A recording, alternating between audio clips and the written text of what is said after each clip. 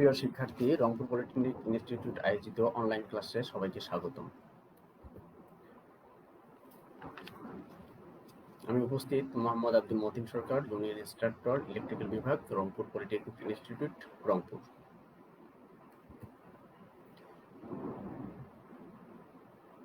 বিষয় electrical engineering materials, বিষয় code 66713। এখানে টিপিসি থিওরি, প্র্যাকটিক্যাল, সিতে ক্রেডিট। থিওরিটিক্যাল ক্লাস 2টা, সপ্তাহে 2টা হবে। পিতে প্র্যাকটিক্যাল ক্লাস 0, মানে প্র্যাকটিক্যাল কোনো ক্লাস নেই। সিতে ক্রেডিট, ক্রেডিট হচ্ছে 2/2, যেটা 1 ক্রেডিটে হচ্ছে 50 মার্ক, 2 ক্রেডিটে 100, টোটাল 100 মার্কের পরীক্ষা হবে।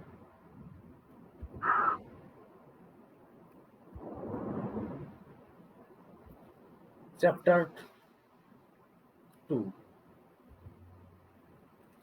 চ্যাপ্টার নেম হচ্ছে পরিবাহী পদার্থের রেজিস্টিভিটি এবং মেকানিক্যাল বৈশিষ্ট্য।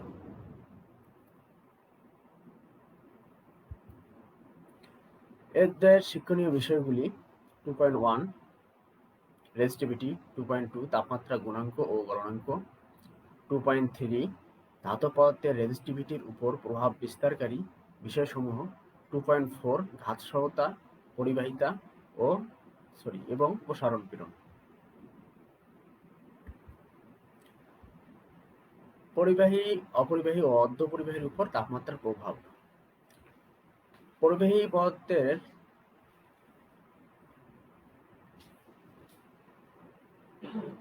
উপর আমরা জানি যে কোনো পদার্থের রেজিস্টিভিটি আছে, ঠিক একভাবে পরিবাহী, অপরিবাহী ও অর্ধপরিবাহী।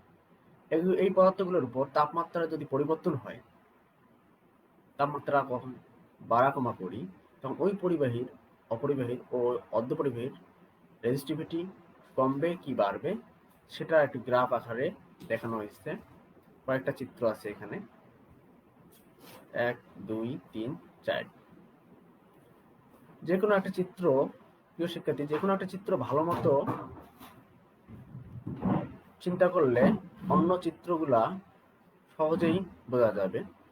সেটা হচ্ছে, যেমন এই লাইনটাতে বোঝা যাচ্ছে টিতে টেম্পারেচার, কেতে কেলভিন, আর এইদিকে যে লাইনটা দেখানো হচ্ছে সেটা হচ্ছে আর, মানে রেজিস্ট্যান্স, আর আর এর একক বা রেজিস্ট্যান্সের একক ওহম।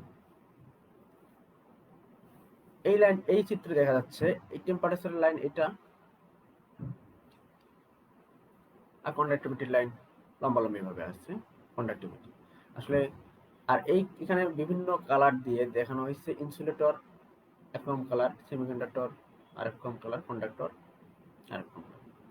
তাহলে টেম্পারেচার বাড়ার সাথে সাথে ইনসুলেটরের আসলে কন্ডাক্টিভিটি কিরকম থাকে, ঠিক একইভাবে টেম্পারেচার বাড়া বা কমার সাথে সেমিকন্ডাক্টরের কন্ডাক্টিভিটি কেমন হয়। ঠিক একইভাবে টেম্পারেচার বাড়া বা কমার সাথে কন্ডাক্টরের কন্ডাক্টিভিটি কিরকম হয় সেটা দেখানো হয়েছে। একটু ভালো মতো লক্ষ্য করলে দেখা যাবে, টেম্পারেচার, সাপোজ ইনসুলেটরের আমরা যদি চিন্তা করি, যে ইনসুলেটরের টেম্পারেচারের বিভিন্ন অবস্থায় কন্ডাক্টিভিটি কিরকম। টেম্পারেচার আস্তে আস্তে আমরা যদি বাড়াই, দেখা যাচ্ছে যে টেম্পারেচার বাড়াইলাম, কার্ভ যত টেম্পারেচার দেখতেছি বাড়তেছে, কার্ভটা তত উপরের দিকে যাচ্ছে। উপরের দিকে যাওয়ার অর্থ হচ্ছে কন্ডাক্টিভিটির এই লম্বালম্বি, এই একদম যদি ইনসুলেটরের এই কার্ভের শেষে আমি আসি, দেখা যাচ্ছে যে এইরকম একটা টেম্পারেচার সাপোজ আছে, এই ইনসুলেটরের কার্ভটা উপরের দিকে উঠছে। তার মানে কি, এই সোজাসুজি আমি যদি চিন্তা করি, দেখা যাচ্ছে আগে কন্ডাক্টিভিটি যেরকম অবস্থায় ছিল তার থেকে অনেক উন্নীত হয়ে গেছে, ইনসুলেটরের কন্ডাক্টিভিটি বেড়ে গেছে। কন্ডাক্টিভিটি ইনসুলেটরের সহজ কথায় দেখা যাচ্ছে, টেম্পারেচার বাড়লে ইনসুলেটরের কন্ডাক্টিভিটি বাড়বে। ঠিক একইভাবে টেম্পারেচার বাড়া কমার সাথে সেমিকন্ডাক্টরের কি অবস্থা, আমরা আবার শুরু থেকে চিন্তা করি। টেম্পারেচার বাড়তেছে বাড়তেছে, সেমিকন্ডাক্টরের কার্ভটা উপরের দিকে উঠতেছে। উপরের দিকে উঠতে এই পয়েন্টে আমরা যদি চিন্তা করি, দেখা যাচ্ছে যে সেমিকন্ডাক্টরের এক সময় কন্ডাক্টিভিটি ছিল এইখানে, তখন টেম্পারেচারের অবস্থা ছিল এরকম। সেই অবস্থা থেকে সেমিকন্ডাক্টরের কন্ডাক্টিভিটি এইরকম একটা পর্যায়ে চলে আসছে। তার মানে দেখা যাচ্ছে টেম্পারেচার বাড়ার সাথে সাথে সেমিকন্ডাক্টরের কন্ডাক্টিভিটি অনেক বেড়ে গেছে। তাহলে ইনসুলেটর এবং সেমিকন্ডাক্টরের ক্ষেত্রে দেখা যাচ্ছে টেম্পারেচার বাড়ার সাথে সাথে কন্ডাক্টিভিটি বেড়ে যাচ্ছে। ঠিক বিপরীত অবস্থা কন্ডাক্টরের ক্ষেত্রে দেখা যাচ্ছে টেম্পারেচার যত বাড়তেছে ততই কন্ডাক্টরের যে কার্ভটা আছে সেটা নিচের দিকেই নেমে আসতেছে। টেম্পারেচার সর্বোচ্চ সাপোজ এই পর্যন্ত আসলো, কন্ডাক্টরের কার্ভটা আর একদম নিচে চলে আসে। এই আমরা সোজাসুজি এখানে প্রায় লাইন একটা চিন্তা করি, তাহলে দেখা যাচ্ছে কন্ডাক্টিভিটি আগে এইরকম একটা অবস্থায় ছিল, সেখান থেকে কমে এইরকম একটা পর্যায়ে আসলো। তার মানে দেখা যাচ্ছে টেম্পারেচার বাড়লে কন্ডাক্টরের কন্ডাক্টিভিটি কমে যায়। এই কথাটাই এই চিত্রের মাধ্যমে বোঝানো হয়েছে, এই চিত্রের মাধ্যমেও বোঝানো হয়েছে। ঠিক কন্ডাক্টিভিটি যদি বাড়ে, কন্ডাক্টিভিটি মানে হচ্ছে পরিবাহিতা, আর রেজিস্টিভিটি হচ্ছে রোধকতা। কন্ডাক্টিভিটি বিপরীত শব্দটাই হচ্ছে রেজিস্টিভিটি। তার মানে কন্ডাক্টিভিটি যত বেশি হবে যে পদার্থের, তার রেজিস্টিভিটি তত কম।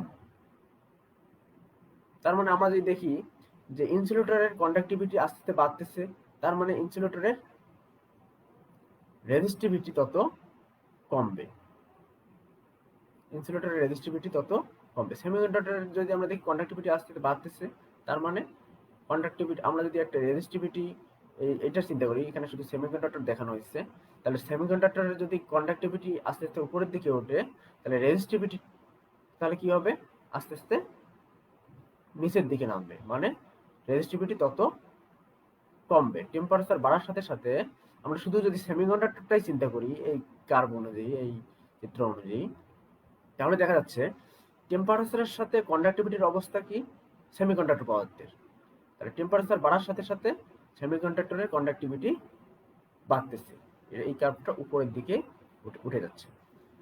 তাহলে রেজিস্টিভিটির অবস্থা কি, টেম্পারেচার বাড়ার সাথে সাথে সেমিকন্ডাক্টর পদার্থেরই রেজিস্টিভিটি নিচের দিকে নেমে আসতেছে।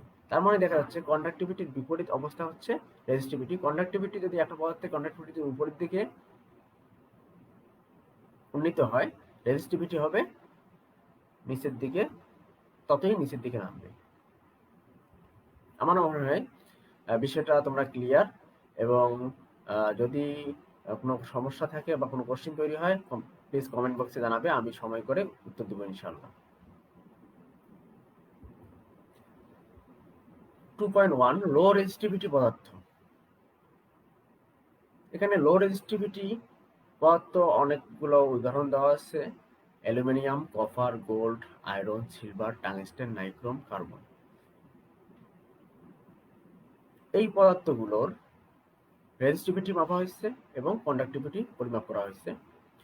রেজিস্টিভিটিটা পরিমাপ করার সময় নির্দিষ্ট তাপমাত্রায় পরিমাপ করতে হবে, একটা নির্দিষ্ট স্ট্যান্ডার্ড তাপমাত্রায়। সাপোজ অ্যালুমিনিয়াম এর রেজিস্টিভিটি হচ্ছে 2.8 ইন্টু 10⁻⁻8 ওহম মিটার। ঠিক একইভাবে রেজিস্টিভিটির একক ওহম মিটার, কন্ডাক্টিভিটির একক হচ্ছে পার ওহম পার মিটার। মানে রেজিস্টিভিটির বিপরীতে হচ্ছে কন্ডাক্টিভিটি, এককটার ক্ষেত্রেও বিপরীত অবস্থা, যে ohm metre per ohm per metre. তাহলে অ্যালুমিনিয়ামের ক্ষেত্রে রেজিস্টিভিটি হচ্ছে 2.8 ইন্টু 10⁻⁻8, কন্ডাক্টিভিটি হচ্ছে 3.5 into 10⁻7 per ohm per metre. Copper বা তামা এর রেজিস্টিভিটি হচ্ছে 1.7 ইন্টু 10⁻⁸ ওহম মিটার, কন্ডাক্টিভিটি হচ্ছে 6.0 into 10⁻7 per ohm per metre. একইভাবে আরো বিভিন্ন পদার্থ দেখানো হয়েছে, সেটা হচ্ছে gold, iron, silver, tungsten, nichrome, carbon.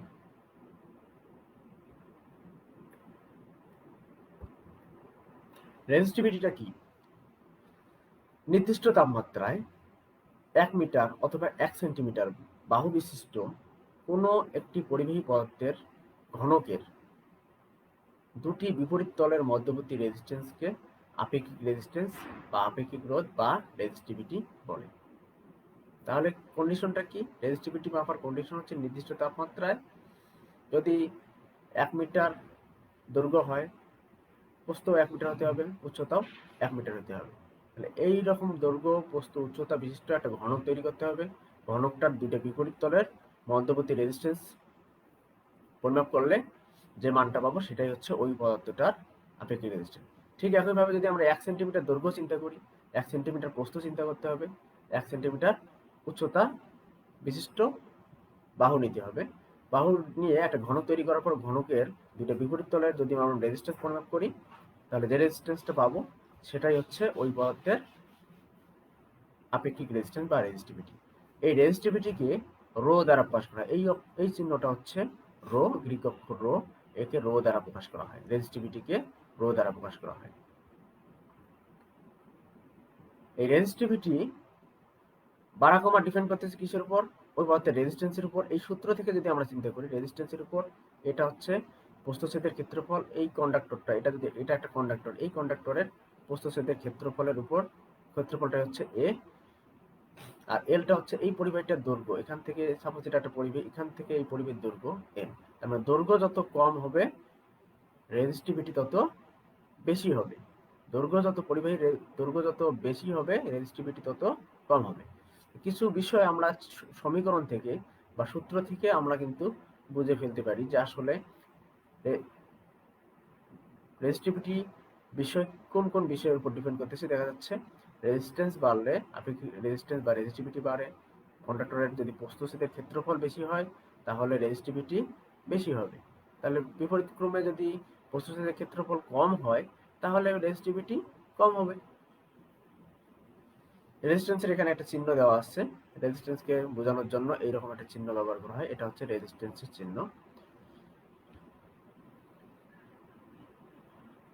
পরের টপিকসে আসি।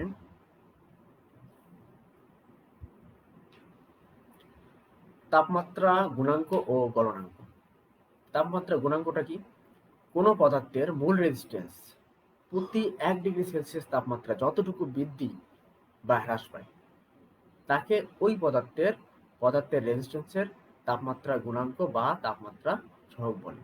তাহলে কোনো পদার্থের মূল রেজিস্ট্যান্স যদি তাপমাত্রা বাড়া কমার সাথে সাথে মূল রেজিস্ট্যান্সের যদি হ্রাস বৃদ্ধি ঘটে তাকে ওই পদার্থের রেজিস্ট্যান্সের তাপমাত্রা গুণাঙ্ক বা তাপমাত্রা সহগ বলে।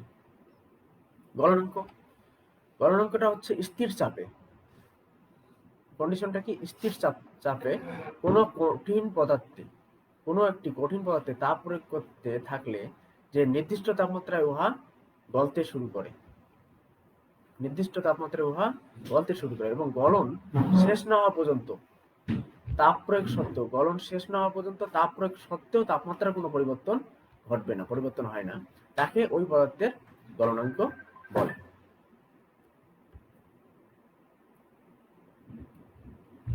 ধাতব পদার্থের রেজিস্টিভিটির উপর প্রভাব বিস্তারকারী বিষয়সমূহ। তাহলে আমি সূত্রটা দেখাইছি যে রো ইকুয়াল টু আর এ ভাগ এল। তাহলে ওই যে আর বলতে আর সূত্রে আমি যে দেখেছি যে রো ইকুয়াল টু কিছুক্ষণ আগেই যে আর ইকুয়াল টু রো এ ভাগ এল। তাহলে রেজিস্ট্যান্স, দৈর্ঘ্য, তাহলে রেজিস্টিভিটি ডিপেন্ড করতেছে কিসের উপর? পদার্থের রেজিস্ট্যান্স, পদার্থের দৈর্ঘ্য, পদার্থের প্রস্থচ্ছেদের ক্ষেত্রফল, পদার্থের উপাদান। আচ্ছা, সূত্রের মধ্যে আমরা প্রস্থচ্ছেদের ক্ষেত্রফল মানে এ দেখছি, পদার্থের দৈর্ঘ্য লেংথ যেটা এল আকারে দেখছি, পদার্থের রেজিস্ট্যান্স যেটাকে আর দ্বারা প্রকাশ করা হয় সেটাও আমরা দেখছি। কিন্তু পদার্থের উপাদান ও তাপমাত্রা, এই পদার্থের উপাদানটা বলতে বোঝানো হচ্ছে যে পদার্থটা তামার না অ্যালুমিনিয়াম নাকি স্বর্ণ না রূপা, এখানে এই পদার্থের উপাদানের উপরও রেজিস্টিভিটি ডিপেন্ড করবে। তাপমাত্রা, আসলে কোন তাপমাত্রা আমরা পরিমাপ করতেছি রেজিস্টিভিটিটা, সেই তাপমাত্রা একটা বিষয় যেটা রেজিস্টিভিটির উপর প্রভাব ফেলবে। এরপরের টপিকে আসি, ধাত সহতা, পরিবাহিতা এবং প্রসারণ পীড়ন। ধাত সহতাটা কি? যে ধর্মের কারণে কোনো পদার্থকে পিটিয়ে পাতলা পাতে বা শীটে পরিণত করা যায় তাকে ওই পদার্থের ঘাতসহতা বা নমনীয়তা বলে। তাহলে যে ধর্মের জন্য কোনো পদার্থকে পিটিয়ে পাতলা পাতে বা শীটে পরিণত করা যায় তাকে ওই পদার্থের ঘাতসহতা বা নমনীয়তা বলে। পরিবাহিতাটা কি? পরিবাহিতাটা হচ্ছে কোনো পদার্থে কারেন্ট প্রবাহে সাহায্য করার বৈশিষ্ট্যকে ওই পদার্থের পরিবাহিতা বলে। সহজ কথায় এটা পরিবাহী পদার্থের একটা ধর্ম, যে ধর্মের জন্য কারেন্ট সহজে ওই পদার্থের মধ্যে দিয়ে প্রবাহিত হতে পারে, সেটাই পরিবাহিত, ওই পদার্থের পরিবাহিত। প্রসারণ পীড়ন, যদি কোনো দণ্ডের উভয় প্রান্তে প্রস্থচ্ছেদের অক্ষ বরাবর বহির্মুখী দুটি সমান বল ক্রিয়া করে তাকে প্রসারণ পীড়ন বলে।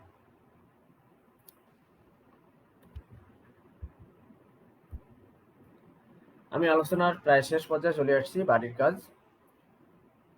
1 নম্বর কোশ্চেন, রেজিস্টিভিটি কি? ঘাতসহতা বলতে কি বোঝায়? প্রসারণ পীড়ন কি? এবং তাপমাত্রা সহগ বলতে কি বোঝায়? আলোচনা এই পর্যন্তই। পরবর্তী ক্লাস রুটিন অনুযায়ী যে সময় আছে সে সময় সবাই উপস্থিত থাকবে এই আশাবাদ ব্যক্ত করে আমি আমার বক্তব্য এখানে শেষ করছি। ধন্যবাদ।